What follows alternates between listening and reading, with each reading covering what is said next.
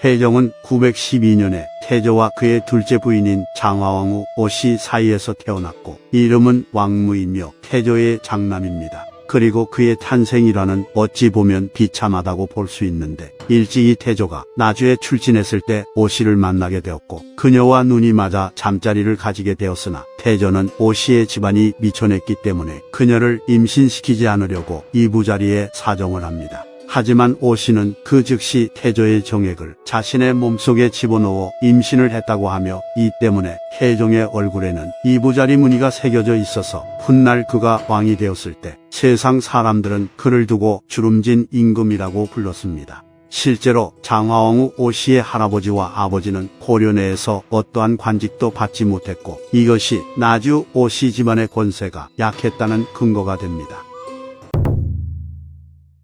태종이 7살이 되었을 때 태조는 장남인 그를 태자로 세우려 했으나 그의 모친인 오씨의 가문이 미천한지라 다른 호족들의 반발로 인해 계획에 차질이 생길 것을 걱정했고 이에 한참이 지난 921년이 되어서야 자황포를 오씨에게 하사합니다. 그래서 오씨는 그것을 박수리에게 보여주었는데 박수리는 태조의 의도를 알아차린 뒤 직접 나서서 태종을 태자로 내세웠고 이에 태조는 박수리의 건의를 받아들여 태종을 태자로 책봉합니다. 이를 봤을 때 태조는 직접적으로 태종을 태자로 임명하기보다는 박술희가 먼저 태종을 태자로 세울 것을 제안하도록 하여 타인의 제안에 의해서 태종을 태자로 임명하는 것처럼 보이는 방법을 선택해 다른 호족들의 반발과 원망을 최대한 줄이려 했던 것 같습니다. 그리고 태조는 태종을 전쟁터에도 데리고 다니며 후백제의 군대와 싸울 때 총군하도록 했는데 태종은 아버지를 닮아 군제와 무력 있게 뛰어났는지 후백제를 토벌할 때 용맹을 떨치며 선봉에 섰다고 하며 그 공으로 1등 공신이 됩니다. 또한 태종은 감국과 무군의 직무를 처리했다고 하는데 여기서 감국이란 국왕이 출정할 때 왕도에 남아서 나라를 다스리는 것을 뜻하며 무군이란 국왕과 함께 출병하는 것을 의미합니다. 따라서 태종은 태자로 임명된 이후부터 왕이 되기 위한 교육을 받으며 통치와 군사와 같은 일에 참여했던 것으로 보이고 이는 태조의 지원과 신임이 있었기에 가능한 일이었습니다. 태조는 임종이 다가오자 박수리를 불러서 태자인 태종을 잘 보좌하도록 했고 943년에 눈을 감습니다. 일찍이 태조는 태종을 태자로 임명하면서 그를 진주 출신 임희의 딸과 혼인시켰는데 그 이유는 진주 임씨가 순군부와 병부를 다스리며 군권을 쥐고 있던 가문이었기에 혼인을 통해 태종에게 부족한 군사적 기반을 마련해 주려 했던 것입니다. 그리고 태조는 광주 출신 왕규를 신임하여 그를 태종의 후견인으로 두었는데 왕규의 두 딸이 각각 태조의 15째, 16째 부인이었기 때문에 그는 태조의 장인이기도 했으나 그의 또 다른 딸이 태종의 왕비가 되었기 때문에 태종의 장인이기도 했습니다. 이처럼 태조는 박술희, 임희, 왕규 등을 태종에게 붙여주어 그들이 상대적으로 빈약했던 태종의 지지 기반이 되도록 했습니다. 이에 반해 태조와 그의 셋째 부인 사이에서 태어난 왕요와 왕서는 탄탄한 지지 기반을 가지고 있었는데 그들의 외할아버지는 충주 지역의 대오족이었고 왕요의 장인은 후백제 장군 출신으로 태조에게 항복해 삼중대광의 자리까지 오른 박영규였습니다. 따라서 왕이 된 태종은 자신의 왕권에 위협이 되는 배다른 동생들을 처리하는 결단을 내려야 했으나 그는 배다른 동생이라 하더라도 그들을 아껴 차마 해할 수 없었는지 아니면 내란이 일어날 것을 두려워했는지는 몰라도 별다른 행동을 취하지 않습니다. 그래서 이를 답답하게 여긴 왕규가 움직이기 시작합니다.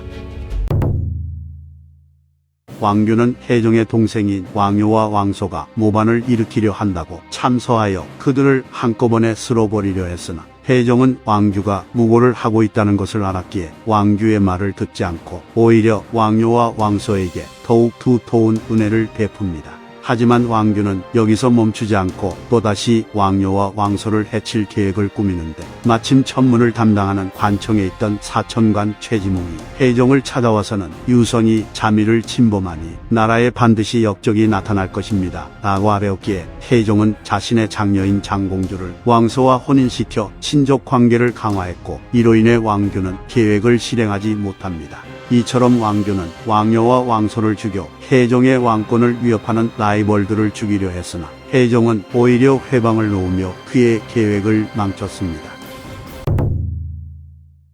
왕규는 혜종의 유약함 때문에 권력을 이룰 수 있다고 생각했는지 생각을 바꿔 혜종을 암살한 뒤 태조와 자신의 딸 사이에서 태어난 광주원군을 왕으로 세우려 합니다. 그래서 왕규는 자신의 부하를 혜종의 침소로 몰래 잠입시켜 그를 죽이려 했으나 마침 잠에서 깨어난 혜종이 주먹 한 방으로 암살자를 때려 죽였기에 암살 시도는 수포로 돌아갑니다. 이때 혜종은 암살자의 배후에 왕규가 있다는 것을 알았으나 자신의 지지 기반이기도 한 그를 쳐내면 배다른 동생들과의 정치 싸움에서 압도적으로 밀리게 된다는 걱정을 했기 때문인지 이 사건을 그냥 묻어버립니다. 이후 혜종은 몸이 불편해져 신덕전에 몸을 넣는데 또 최지몽이 찾아와서는 장차 변란이 일어날 것이니 적당한 때를 보아 거처를 옮겨야 한다고 건의했고 이에 혜종은 몰래 중광전으로 거처를 옮깁니다. 그리고 최지몽의 예측대로 왕규가 그의 부하들과 함께 벽에 구멍을 뚫어 신덕전에 있는 혜종의 침실로 쳐들어왔으나 혜종은 이미 빠져나간 뒤였고 이에 왕규는 칼을 빼든 뒤 최지몽을 가리키고는 주상이 침소를 옮긴 것은 필시 너의 꾀로구나 라고 말하며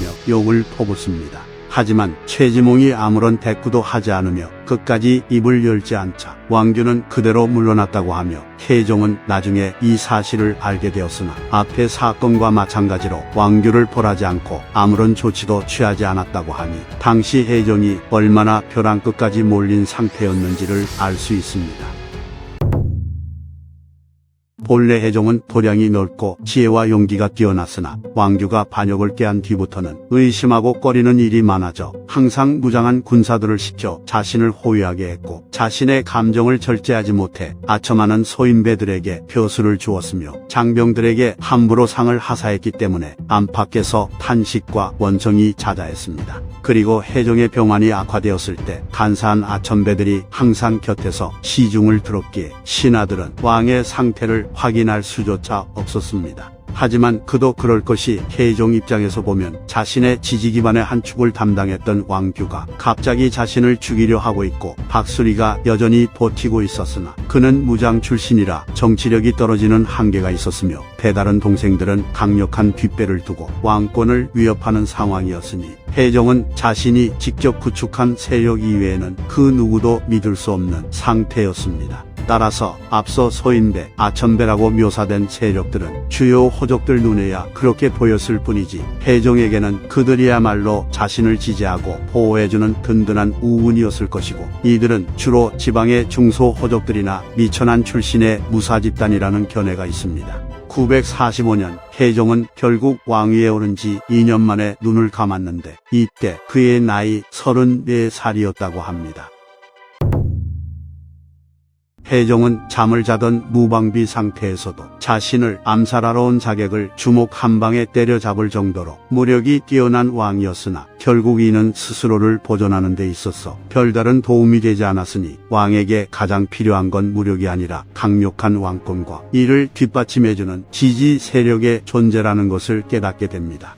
혜종은 대체로 유능하다는 평가를 받은 왕이었고 그가 처음 즉위했을 때 여러 사람들이 모두 기뻐했다고 할 정도였기 때문에 만약 그에게 강력한 지지 기반이 있었더라면 단명하지 않고 더 훌륭한 왕이 될 수 있었을 거라는 생각에 아쉬움이 남습니다.